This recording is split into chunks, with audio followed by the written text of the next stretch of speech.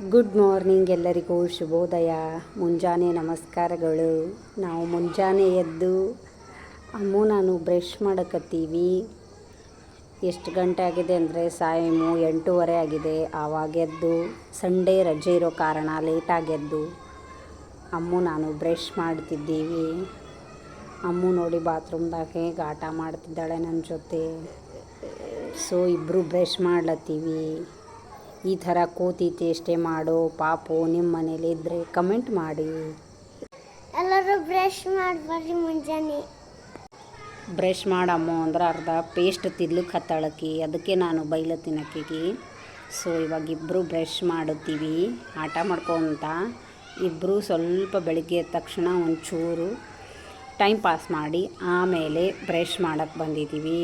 ಅವಳು ಬಾತ್ರೂಮಲ್ಲಿ ನಾನು ಕೋಲ್ಗೇಟ್ ತಿಂತಿಲ್ಲ ಅಂತ ಹೇಳ್ತಿದ್ದಾಳೆ. ಆದರೆ ನಮ್ಮ ಕನಸನ್ಗಪ್ಲೆ ಅವಳು ಏನು ಮಾಡ್ತಾಳೆ, ಬ್ರಷ್ನ ಟ್ಯೂಬ್ ಹಚ್ಕೊಟ್ರೆ ಸ್ವಲ್ಪ ಜಾಸ್ತಿ ಟ್ಯೂಬ್ ಹಚ್ಕೊಂಡು ಬ್ರಷ್ ಮಾಡ್ಕೊತ ಆಟ ಮಾಡ್ತಾ ಇದ್ದಾಳೆ.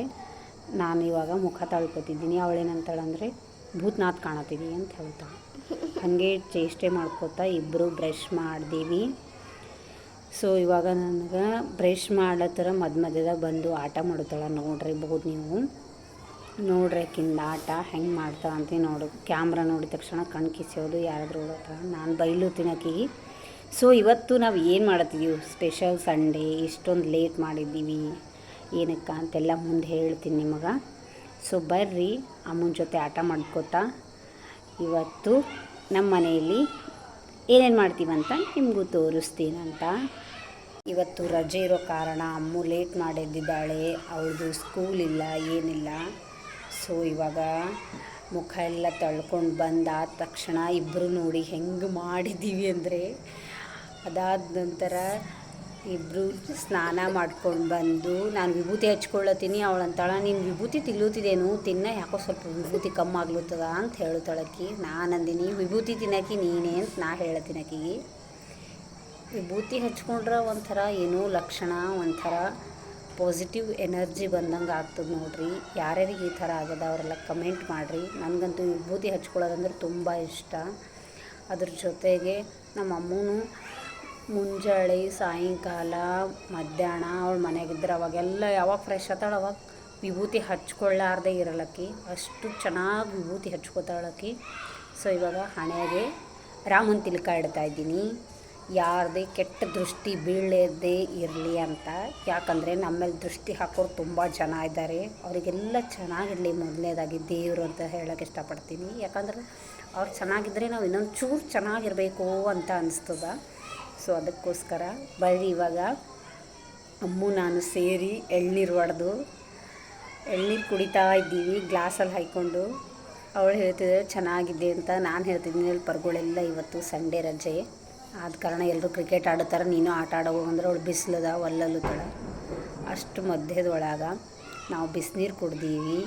ಬಿಸಿನೀರು ಕುಡಿದು ಸುಮ್ಮನೆ ಹಾಗೆ ಇಬ್ಬರು ಮಾತಾಡ್ಕೊಂಡಿವಿ. ಇವತ್ತು ಏನೇನು ಮಾಡಬೇಕು ಏನೇನಿಲ್ಲ, ಎಷ್ಟು ಹೋಮ್ವರ್ಕ್ ಮಾಡಬೇಕು, ನಾನೇನು ಮಾಡಬೇಕು ಅವಳೇನು ಮಾಡಬೇಕು ಅಂತ ಹೀಗೆ ಕಾಲ ಕಳೆದು ಇಬ್ಬರು ಮಾತಾಡಿಕೊಂಡು ಎಳ್ನೀರು ಕುಡಿಯೋದನ್ನು ಮುಗಿಸ್ಬಿಟ್ವಿ. ಎಳ್ನೀರು ತುಂಬ ರುಚಿಯಾಗಿದ್ದೀವಿ, ನೀವು ದಿನ ಕುಡೀರಿ. ಮತ್ತೇನು ಬರ್ರಿ ಇವತ್ತು ನಮ್ಮ ಮನ್ಯಾಗ ಸ್ಪೆಷಲ್ ದೋಸೆ ಮಾಡತ್ತಿದ್ದೆವು. ಸೊ ಮಧ್ಯದಲ್ಲಿ ಅಮ್ಮನ ಕಪಿ ಚೇಷ್ಟೆ ನೋಡ್ಬೋದು ನೀವು. ಸೊ ಇವತ್ತು ನಾನು ಏನು ಮಾಡ್ತಿದ್ದೀನಿ ಅಂದರೆ ಸ್ಪೆಷಲ್ಲಾಗಿ ರಾಗಿ ದೋಸೆ. ಸೊ ರಜೆ ಇರೋ ಕಾರಣದಿಂದ ದೋಸೆ ಮಾಡ್ತಿದ್ದೀನಿ. ಎಲ್ಲರೂ ದೋಸೆ ಮಾಡ್ತಾರೆ, ನಾನೊಂಚೂರು ಡಿಫ್ರೆಂಟ್ ಆಗಿರಲಿ ಅಂತ ಮಾಡ್ತಿದ್ದೀನಿ ರಾಗಿ ದೋಸೆನ. ಸೊ ನಾನು ರಾಗಿ ದೋಸೆ ಬಳಸಲಿಕ್ಕೆ ವಿಜಯ ರಾಗಿ ಹಿಟ್ಟನ್ನು ತೊಗೊಂಡಿದ್ದೀನಿ. ಸೊ ನೀವು ಯಾವ ಬ್ರ್ಯಾಂಡ್ ಆದರೂ ತೊಗೊಳ್ಬೋದು, ಯಾವ ಬ್ರ್ಯಾಂಡ್ ಆದರೂ ತೊಗೋಬೋದು. ಆ ಬ್ರ್ಯಾಂಡ್ ಈ ಬ್ರ್ಯಾಂಡ್ ಅಂತ ಏನಿಲ್ಲ. ಸೊ ನಾನಿಲ್ಲಿ ನನಗೆ ಯಾವುದು ನಮ್ಮ ಮನೆ ನಿಯರ್ ಇರೋ ಅಂಗಡಿಯಲ್ಲಿ ಯಾವ್ದು ಸಿಗುತ್ತೋ ರಾಗಿ ಹಿಟ್ಟು ಅದನ್ನು ತೊಗೊಂಡಿದ್ದೀನಿ. ಸೊ ಇವಾಗ ನಾನು ನಮ್ಮ 3 ಜನಕ್ಕೆ ಎಷ್ಟು ಪ್ರಮಾಣದಲ್ಲಿ ಎಷ್ಟು ದೋಸೆ ಬೇಕು ಅಷ್ಟು ಪ್ರಮಾಣದ ಹಿಟ್ಟನ್ನು ನಾನು ಇಲ್ಲಿ ಬಳಸ್ಕೊತಿದ್ದೀನಿ.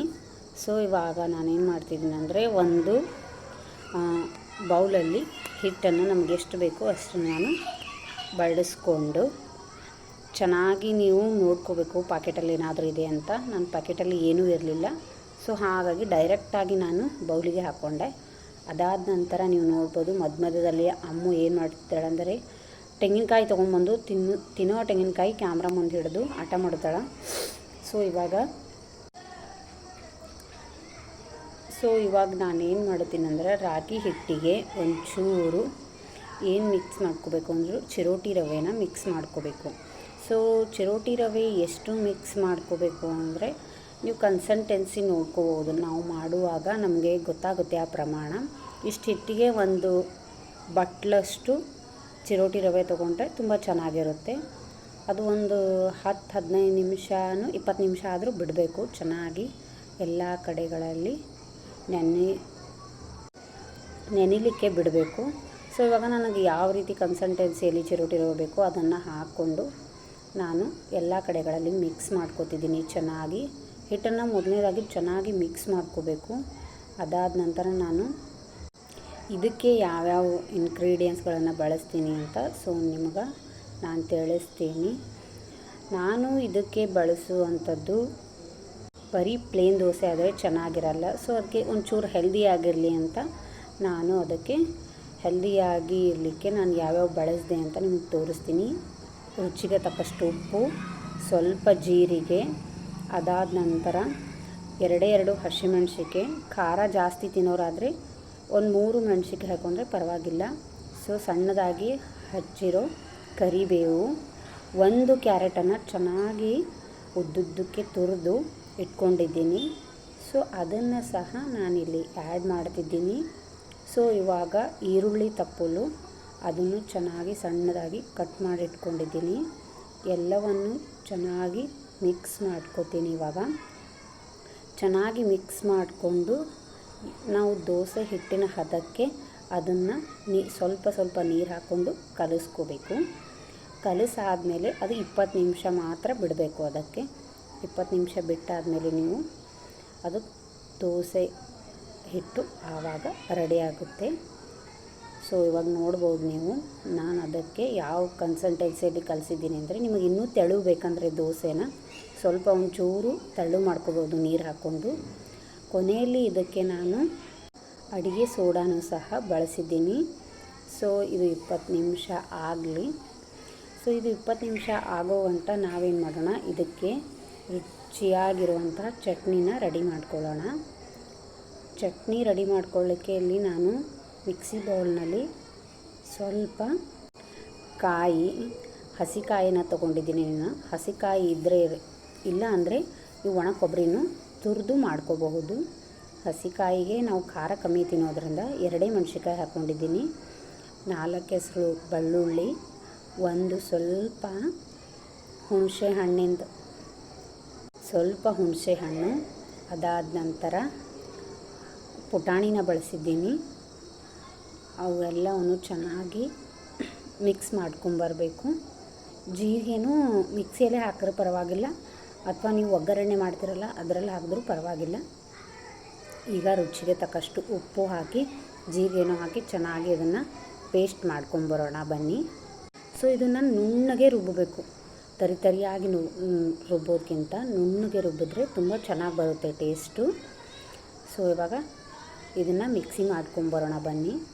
ಇವಾಗ ನಾನಿಲ್ಲಿ ಮಿಕ್ಸ್ ಮಾಡ್ತಾಯಿದ್ದೀನಿ. ಸೊ ಚೆನ್ನಾಗಿ ತರಿಯಾಗಿ ರುಬ್ಕೊಂಡು ನೋಡಿಕೊಂಡು ನೀರು ಹಾಕಿ, ತೋಲು ಜಾಸ್ತಿ ಕನ್ಸಿಸ್ಟೆನ್ಸಿಯಲ್ಲಿ ಗಟ್ಟಿನೂ ಬೇಡ, ಅಷ್ಟೊಂದು ತೆಳುವಾಗೂ ಬೇಡ, ನೋಡಿಕೊಂಡು ಮಾಡ್ಕೊಳ್ಳಿ. ಸೊ ಇವಾಗ ನಾನು ಗ್ಯಾಸ್ ಮೇಲೆ ಸ್ವಲ್ಪ ಒಗ್ಗರಣೆಗೆ ಎಣ್ಣೆ, ಜೀರಿಗೆ, ಸಾಸಿವೆ, ಸ್ವಲ್ಪ ಎಳ್ಳು ಇದನ್ನೆಲ್ಲ ಹಾಕಿ ಒಗ್ಗರಣೆ ಮಾಡ್ಕೊತಿದ್ದೀನಿ. ಹಿಂಗಿದ್ರೆ ಹಾಕಿ, ನನ್ನ ಹತ್ರ ಹಿಂಗಿರಲಿಲ್ಲ ಸೊ ಹಿಂಗನ್ನು ಸ್ಕಿಪ್ ಮಾಡಿದ್ದೀನಿ. ಕರಿಬೇವು ಚಿಟಪಟ ಅಂದ ತಕ್ಷಣ ಒಂದು ಸ್ವಲ್ಪ ಉದ್ದಿನಬೇಳೆ ಹಾಕಿ ಅದನ್ನು ಚೆನ್ನಾಗಿ ನಾವು ಗ್ರೈಂಡ್ ಮಾಡ್ಕೊಂಡಿರುವಂತಹ ಚಟ್ನಿಯಲ್ಲಿ ಆ್ಯಡ್ ಮಾಡಬೇಕು. ಚೆನ್ನಾಗಿ ಕರಿಬೇವೆಲ್ಲ ಚೆನ್ನಾಗಿ ಬೆಂದಾದಮೇಲೆ ಸೊ ಇದನ್ನು ನಾವೇನು ಮಾಡಬೇಕು, ಚಟ್ನಿ ಜೊತೆ ಸೇರಿಸ್ಕೊಂಡು ಚೆನ್ನಾಗಿ ಮಿಕ್ಸ್ ಮಾಡಿಕೊಂಡ್ರೆ ರುಚಿಯಾದ ಚಟ್ನಿ ರೆಡಿ ಆಗುತ್ತೆ. ಸೊ ದೋಸೆ ಜೊತೆ ತಿನ್ನೋಕ್ಕೆ ಚಟ್ನಿ ರೆಡಿಯಾಗಿದೆ. ಇವಾಗ ತುಂಬ ಚೆನ್ನಾಗಾಗಿದೆ. ನೀವು ಯಾರಾದರೂ ಮಾಡ್ಕೋಬೇಕಂದ್ರೆ ಇದೇ ರೀತಿ ಮಾಡಿ, ತುಂಬ ಚೆನ್ನಾಗಿ ಬರುತ್ತೆ. ಸೊ ಇವಾಗ ಚೆನ್ನಾಗಿ ಮಿಕ್ಸ್ ಮಾಡ್ಕೊಂಬಿಟ್ಟು ಒಂದು ಮುಚ್ಚಳನ ಮುಚ್ಚು ಬೇರೆ ಕಡೆ ಎತ್ತಿಟ್ಕೊಳ್ಳೋಣ. ಸೊ ಇವಾಗ ನೀವು ನೋಡಿಕೊಂಡು ಉಪ್ಪು ಹಾಕ್ಕೊಳ್ಳಿ. ನಾನು ಚಟ್ನೀಲಿ ಸ್ವಲ್ಪ ಉಪ್ಪು ಹಾಕಿದ್ದೀನಿ. ಸೊ ಇವಾಗ ದೋಸೆ ಪಾಟಲ್ಲಿ 20 ನಿಮಿಷ ಆಗಿದೆ ಅಲ್ವಾ. ಸೊ ಇವಾಗ ಗ್ಯಾಸ್ ಆನ್ ಮಾಡಿಕೊಂಡು ದೋಸೆ ತವಾನ ಇಟ್ಟಿದ್ದೀನಿ. ಇವಾಗ ದೋಸೆ ಮಾಡ್ಕೊಳ್ಳೋಣ ಬನ್ನಿ. ದೋಸೆನ ತುಂಬ ತೆಳುವಾಗಿ ಮಾಡ್ಬೋದು. ಸೊ ಉತ್ತಪ್ಪ ರೀತಿಯೂ ಮಾಡ್ಕೋಬೋದು. ಸೊ ನಾವು ಒಳಗಡೆ ಈರುಳ್ಳಿ ಮತ್ತು ಕ್ಯಾರೆಟನ್ನು ಹಾಕಿರೋದ್ರಿಂದ ತುಂಬ ತೆಳುವಾಗಿ ಮಾಡ್ಕೊಳ್ಳೋಕ್ಕಾಗಲ್ಲ. ಸೊ ಅದೇ ರೀತಿ ಇಷ್ಟೇ ಚಿಕ್ಕದಾಗಿ ಹಾಕ್ಕೊಂಡು ಸ್ವಲ್ಪ ಮೇಲ್ಗಡೆ ಎಣ್ಣೆನ ಹಾಕ್ಕೊಂಡು ಎರಡೂ ಮೈನ ಚೆನ್ನಾಗಿ ಬೇಯಿಸಿದ್ರೆ ತುಂಬ ಚೆನ್ನಾಗಿ ರುಚಿಯಾಗಿ ದೋಸೆ ರೆಡಿ ಆಗುತ್ತೆ. ಸೊ ದೋಸೆ ಎರಡು ಸೈಡು ಬೆಂದ ನಂತರ ಇವಾಗ ನಾನು ದೋಸೆ ತಿನ್ನಲಿಕ್ಕೆ ರೆಡಿ ಮಾಡ್ತಿದ್ದೀನಿ. ದೋಸೆನ ಜೊತೆ ಚಟ್ನಿನೂ ರೆಡಿ ಮಾಡ್ಕೊಂಡಿದ್ದೀನಿ. ನಾನು ಈ ಕಡೆ ಒಂದು ಸೈಡ್ನಲ್ಲಿ ಮೊದಲನೇದಾಗಿ ಚೆನ್ನಾಗಿ ದೋಸೆನ ತಿರುಗಬೇಕು. ಮೀಡಿಯಮ್ ಸೈಜ್ನಲ್ಲಿ ಇದ್ದರೆ ತುಂಬ ಚೆನ್ನಾಗಿ ದೋಸೆ ಬರುತ್ತೆ. ಸೊ ಕೆಲವೊಬ್ಬರು ಏನು ಮಾಡ್ತಾರೆ, ತುರಿದಿರೋ ಕ್ಯಾರೆಟನ್ನು ಇಷ್ಟಪಡಲ್ಲ. ಅದಕ್ಕೋಸ್ಕರ ನಾನೇನು ಮಾಡಿದ್ದೀನಿ, ದೋಸೆ ಹಿಟ್ಟಲ್ಲಿ ಇದನ್ನು ಮಿಕ್ಸ್ ಮಾಡಿ ನಾನೇನು ಮಾಡ್ತೀನಿ, ಪೌಷ್ಟಿಕವಾದ ರಾಗಿ ದೋಸೆನ ಮಾಡಿದೆ. ಸೊ ಹೀಗಾಗಿ ಇವಾಗ ನನ್ನ ಮಗಳು ಟೇಸ್ಟ್ ಮಾಡ್ತಿದ್ದಾಳೆ. ತುಂಬ ಚೆನ್ನಾಗಾಗಿದೆ ಅಂತ ಹೇಳ್ತಿದ್ದಾಳೆ. ಚಟ್ನಿ ಜೊತೆ ರಾಗಿ ದೋಸೆ ತುಂಬ ಚೆನ್ನಾಗಿ ಕಾಂಬಿನೇಷನ್ ಆಗುತ್ತೆ. ನೀವು ಒಂದು ಸಲ ಟ್ರೈ ಮಾಡಿ ಅಂತ ಹೇಳೋಕ್ಕೆ ಇಷ್ಟಪಡ್ತೀನಿ. ನಮ್ಮ ದಿನ ಇವತ್ತು ಹೀಗಿತ್ತು. ನೀವು ಹೇಗೆಲ್ಲ ಆಚರಣೆ ಮಾಡಿದ್ರಿ ಅಂತ ಹೇಳಿ. Thank you.